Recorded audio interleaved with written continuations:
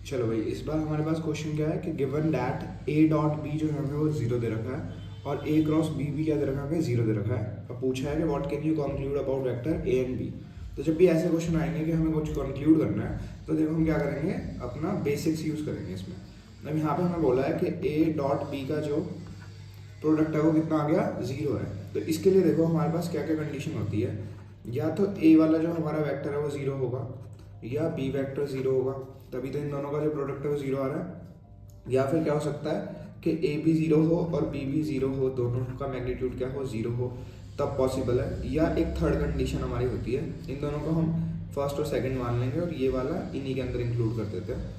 और या क्या हो सकता है कि जो ए वेक्टर है वो क्या हो जाए, परपेंडिकुलर हो जाए बी वेक्टर के, तब हमारा जो ए डॉट बी है क्या होता है, जीरो होता है। और दूसरा लेते हैं ए क्रॉस बी के लिए। तो अगर हम ए क्रॉस बी के लिए लेंगे तो सेम कंडीशन हो सकती है, या तो ए जीरो है तब क्रॉस प्रोडक्ट जीरो आता है, या बी जीरो है तब क्रॉस जीरो आता है, या दोनों वेक्टर्स जीरो होते हैं तब क्रॉस जीरो आता है। या फिर एक तीसरी कंडीशन होती है जब ए वेक्टर क्या होता है, पैरेलल हो जाता है बी वेक्टर के।